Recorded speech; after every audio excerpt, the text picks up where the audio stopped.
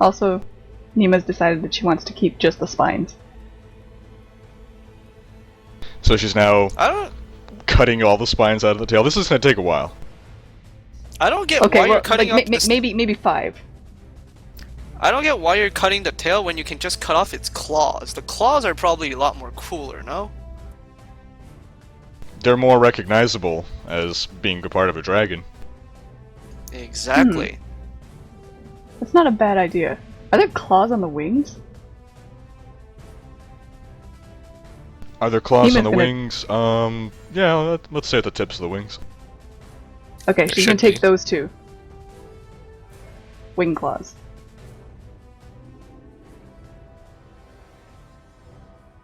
Scales might take a while. And then she's gonna mix them with some purple mountain flower and some thistle branch. Yes. Actually, maybe not. Well, thistle branch would probably work.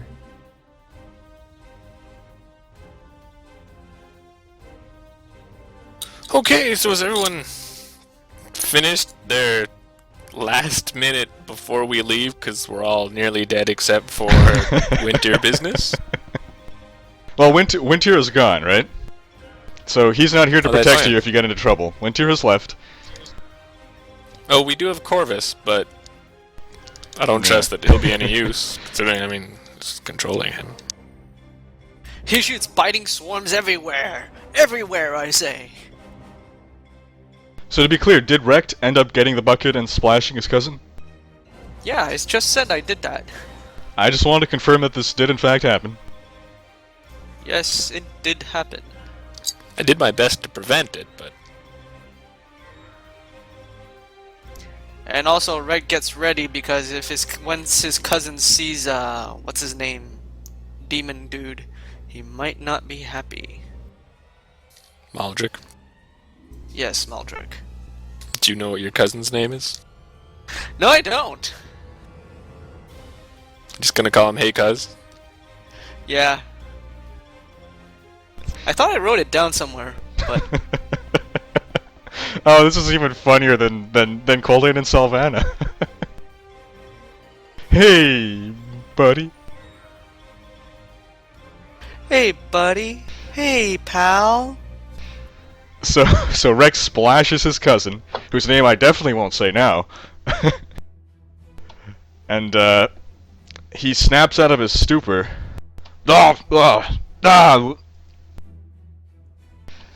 Wiping the water off his face, and doesn't seem to be too happy to have been splashed in the face.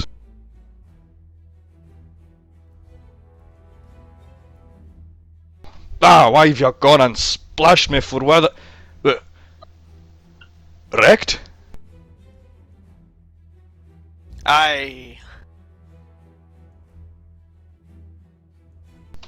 Cousin! And he walks up and gives Rekt a hearty manly shoulder shake. Shoulder shake. That's not the dwarven way. So show him the dwarven way. He's been living among humans too long. We tug on each other's beards. Fiercely. Oh no, I don't want to watch this. That sounds terrible. Coldane says, "Oh, I'm gonna be sick." Coltane! Whoa! You've all come to rescue me! Wow! Yes, that's right. I'm glad we succeed. You nearly went up in smoke.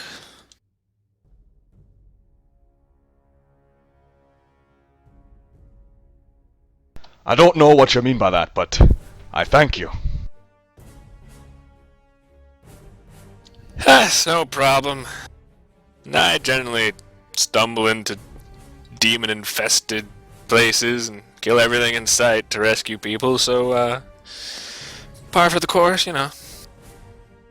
You're welcome, is what I mean to say. You're welcome. As the dwarf is getting his bearings, his eyes fall upon Maldrick. Bah! What? No! What? He's right there! That... Why? Easy there, cuz. Easy there. Our glorious leader, somehow, came up with a deal. Why don't you explain it, Coltane? Alright, well, I already explained this deal, but someone was in some kind of zombie stupor and wasn't paying attention. Anyway, we need Maldrick because we have decided, no. We need Maldrick because we still need to rescue Lord Padraig. Isn't that right, Corvus? Yes, good boy. And without Maldrick, we can't. And that's the short of it. This does not sit well with me, but if it's to save Lord Padraig, very well. But I've got my eye on you. He's got several eyes on him. Believe me. He's got several sets of eyes on him. Now he's actually only got one eye. No, I think what I meant is that many eyes are watching Maldrick. I know. No, I Yeah. think if you He guys has just my have bad axe. perception.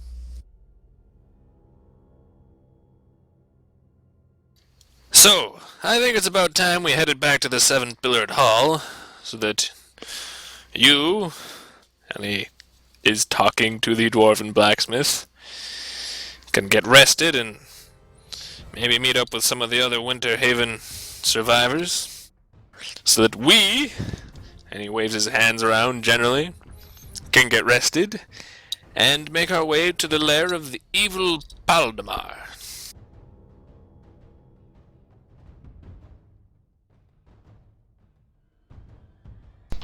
You Let's look like you get can moving. use some rest yourself. Good thing you have that dwarven chainmail. Ah, yes, the dwarven chainmails. Absolutely, it has proved invaluable, although I do miss my old scale mail. It's more mobile. You could take some dragon scales. If only I had dwarven scale mail. Hey, Coltane, why don't you mention that the wreckage was here too? No, I don't think I'll mention to your cousin, he says out loud, that wreckage was here too.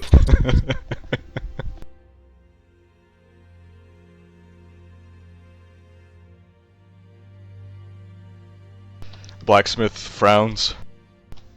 Surely you're mistaken. Well, see, he died a long time ago. Well, I guess a while back. And for some reason, we saw him here as some kind of undead monstrosity. And he tried to eat us. And unfortunately, we had to put him down again. I mean, for the first time. We did not kill him the first time. If only he'd worn dwarven chainmail. So much tragedy could have been averted. Rekt nods in agreement. Yes, well, if everyone in the world wore dwarven chainmail, the world would be a better place.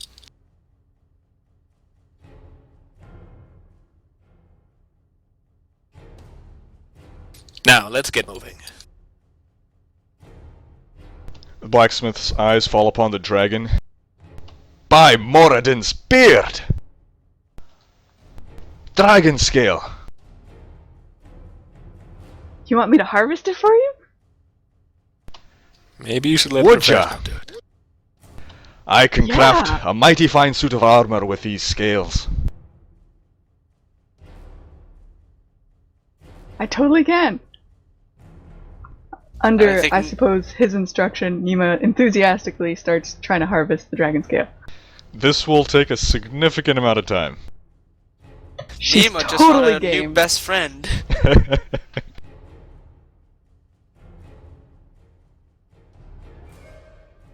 Actually, if you want, maybe 2 dwarves can drag the dragon, and we can bring it back to town and take care of it there. Aye. Come on, Rekt. Fine. You know, Rect already brought the dragon's head, which I'm sure would make some kind of excellent helmet. He brought it to town already. It's fantastic. No, you can't make a helmet with a dragon's head. Pity. I'm sure it'd make a nice decorative piece, though. Aye. When you retire, hang it upon the bust of your door. Yeah, we're thinking of putting it above the door of the inn. Rafton's Inn. I think they're referring to the Half Moon Inn. It's the inn in the Seven-Pillared Hall. Puh! Why would you do that? Come back to Winterhaven.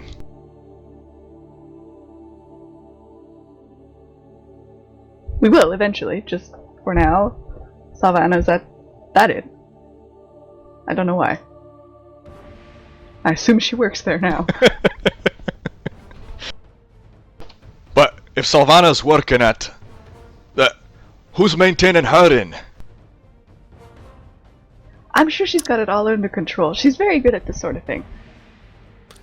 You know, she was kidnapped along with you, so I have no idea who is maintaining her inn.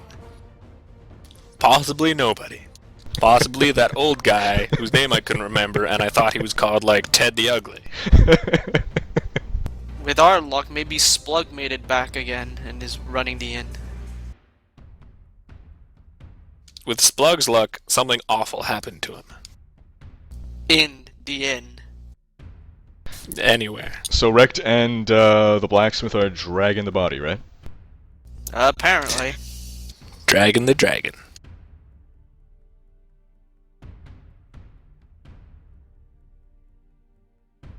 I'm pretty sure that dragging a dragon was not part of any curriculum at Pelor's School of Religion. You mean Pelor's School for Disadvantaged Dwarven Children?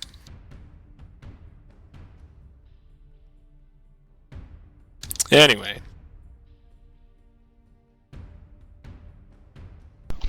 So have you all now agreed that you have left the Well of Demons and are en route back to the Seven-Pillared Hall? Yes, and Nima's going to be chatting animately with the blacksmith. And I suppose she's dragging along her dragon tail? Yeah. Well, no. She's taken spines off of it now. I think that's enough. Oh, right, okay. And claws. Coltane hangs at the back and he talks with Maldrick, and he tells him some stories about the incredible incompetence of that bad guy from the keep on the Shadowfell.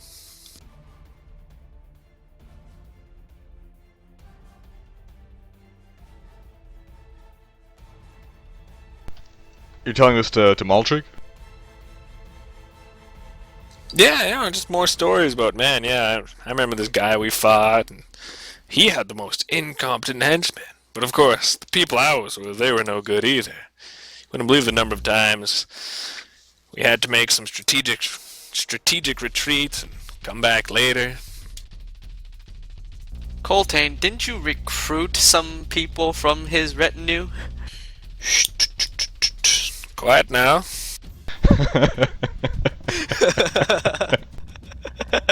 It's like... We recruited the least incompetent of them.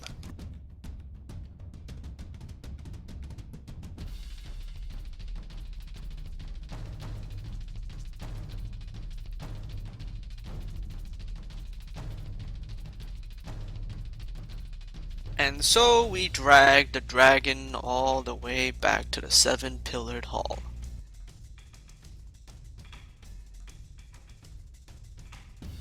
Yeah, and Maldrick seems a little less enthused to hear about Coltane's stories of defeating other villains.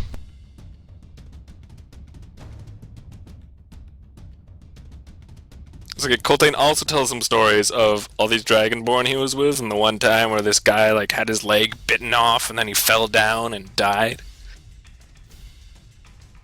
And how they once and how they buried another dragonborn in like a desecrated circle of evilness in a graveyard. Okay. And how his Drogan also shot at a spider that was in a cage. Yeah, I was actually gonna say that next, and how Winter takes pleasure in shooting caged animals. And Monsters. how they went into a room that was written "Stay out." No, that's not relevant. He just mentions all the stories that show how either incompetent or horrible we are. I'm pretty sure going into a room that says "Stay out" is pretty No, I'm bad. not. No, we're not gonna go back to that story. And as you arrive before the entrance to the Seven-Pillared Hall, you find there waiting for you is Brug the Ogre, along with a number of enforcers. We didn't do it. Is something wrong, Sir Brug? You will I bet come it's with the me hyena. now. Alright, let's follow the big guy. I bet it's gonna be a problem with the hyena. Wait, what's the meaning of this? I'm not going along with this. I'm not with these people. You are all coming with me!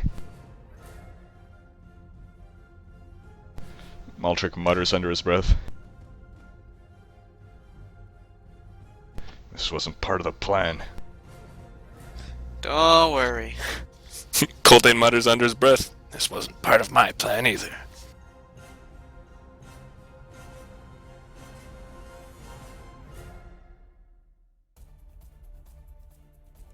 Well, you better not throw me under a cart.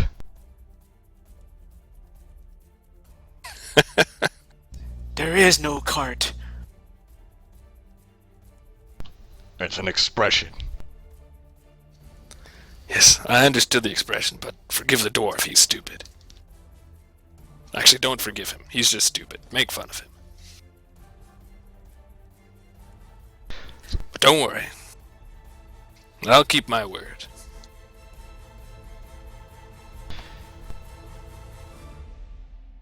Where is Wintier in all this, by the way? You don't know. You don't see him. Ah, crap. So Brug leads you to Orentor's place. Uh-oh. Oh, crap. Brug ushers you all inside. Do we see a destroyed table? You don't actually. You see a placeholder table, 2 crates with wooden planks over top. Hasn't it been long enough that the table maker would have given them a table? Probably. Because I think Wintier paid for something, didn't he? I paid that little halfling a lot of money to make sure that it happened. Obviously, you can't trust halflings. Especially lazy Trust ones. them more than dwarves. So yeah, Brug ushers you all in, then closes the door as he stays outside. Orentor is sitting behind his desk. It's, given how many of you there are, it's a little crowded. Let's see. So there's 2 dwarves, 1 elf, 1 human, 1 demonic gnoll. Is that everyone? What about Corvus? Oh, He's another right. human, isn't he? Yes, I forgot about Corvus, of course. He's so short, he's easy to overlook. He's just standing in the corner again, drooling. He's the Mark the Red of our group. He's standing in the corner, facing the... That's what the bucket's for, there you go.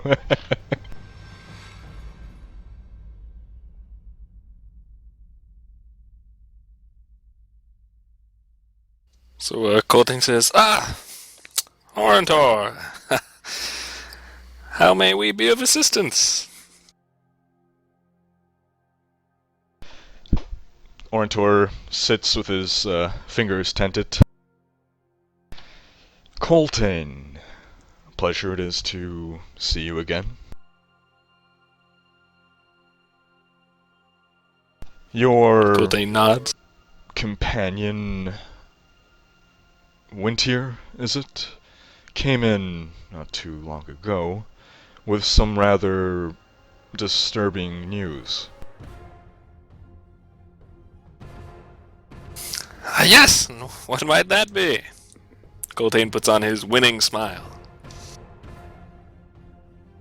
Well, according to your companion, the dwarves in your party appear to have contracted some form of contagious disease, and warned me to quarantine them or otherwise keep them out of the hall, else they may infect the dwarven residents of this settlement.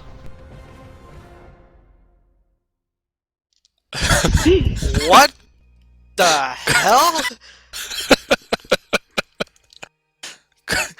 Seriously? Gul'dan puts on his serious face and says, "Oh my goodness! Really, Winter should have mentioned that to us. That's terrible." Nima backs away from the two dwarves. Oh no, I don't want to get sick. You're not a dwarf, and we don't have any sickness. Orntor raises a quizzical eyebrow. Are you then saying that what Wintier says is true or false? That bloody elf is lying again. Where is he? Well, let me be honest with you, Orntor, as I always am. I respect Winter a lot. I really do. He's good at shooting arrows at things. And yes, and I respect him. But I think he's just pulling your leg.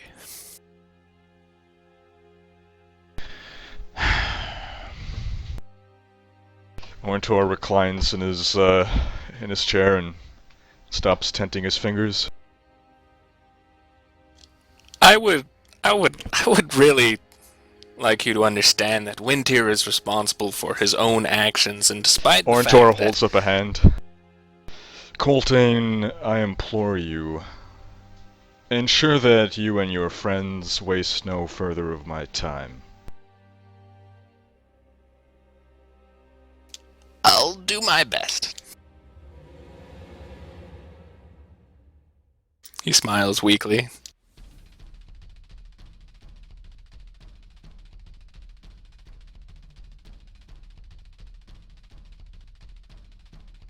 Looking over the group assembled within this building, Maldrick, who's again the tallest person here, is kind of standing off behind everyone, trying to trying to hide in plain sight, type of thing. I see you've made friends with the gnolls of the Seven-Pillared Hall. Yes, absolutely. I take what help I can get. They've been invaluable in our search for Paldemar. He nods slowly. It's good to hear that you are getting along.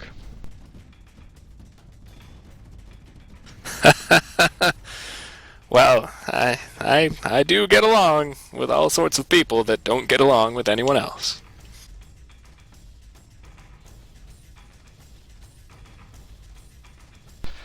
Very well then, Coltane. Have yourself a pleasant afternoon.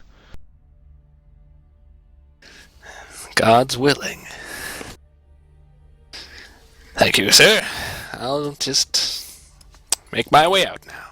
Come along, everyone. Come along, children. Are we there Coltane. yet? Gul'dan sort of shepherds everyone out.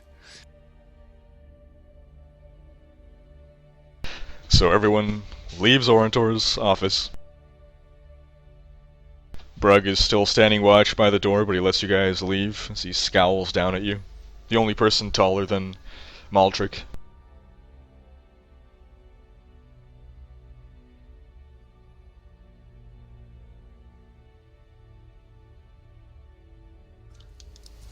Alright.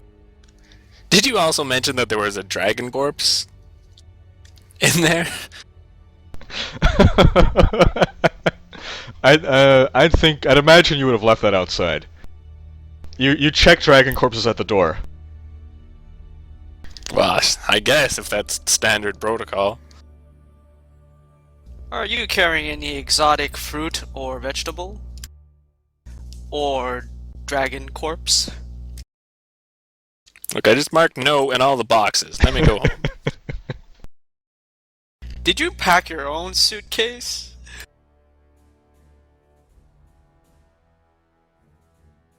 God, I'm sorry, I let the dwarf do it, and now I've infected all of the country with dwarf disease.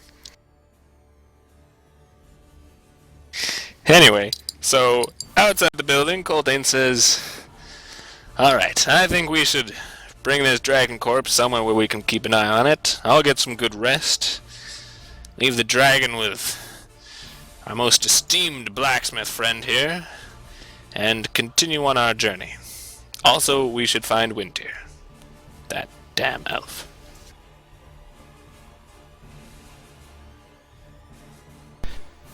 So once you're out of earshot of Brug, Maldrick lets out a sigh. I thought that was going to be something worse. No, that's pretty much what always happens with us. Well, you've held up your end of the bargain thus far, so I'll hold up mine. He reaches into a pocket, withdraws an elaborate stone key, or what you presume to be a key. It's larger than a key, but vaguely key-like in shape, with a lot of geometrical patterns. Almost dwarven in construction.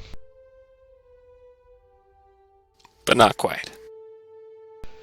Yeah, to an outsider it might look dwarven, but Rex knows that that is not dwarven. Hey, Rex knows Damn something. straight. It sure ain't dwarven.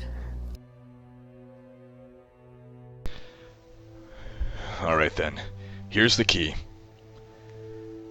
And remember, once you've cleared out that tower, you give this back to me.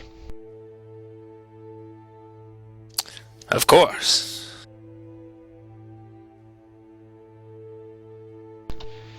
Maldrick, what you think it's a smile? It's hard to tell what a gnoll smiling looks like. He's basically baring his teeth. And he hands the key over to Coltane and says, "Well, I'll spend my time at the tavern. Come find me when you're done." I think you might be forgetting part of the deal. We need to know how to get there. Yeah, I was wondering that too. No, I haven't forgotten anything here. Just take the key. And he somewhat forcibly puts it into Coltane's hand, but not too forcibly if Coltane obviously tries to not hold the key. So forcibly, but not aggressively.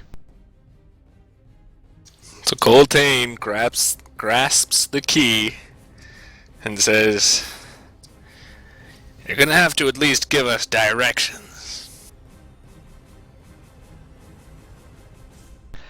As Coltane is holding the key, he feels it very gently pulling in a certain direction. Not enough to actually move his own arm, but he feels a certain resistance, and as he moves his hand around, the resistance grows. It lessens depending on how he holds his hand. So Coltane waves the key around for a few seconds after what he said, and then he raises an eyebrow, looks at Maldrick and says, "I see. Does this lead the way?"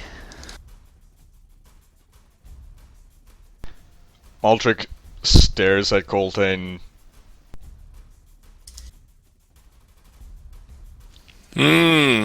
Alright then.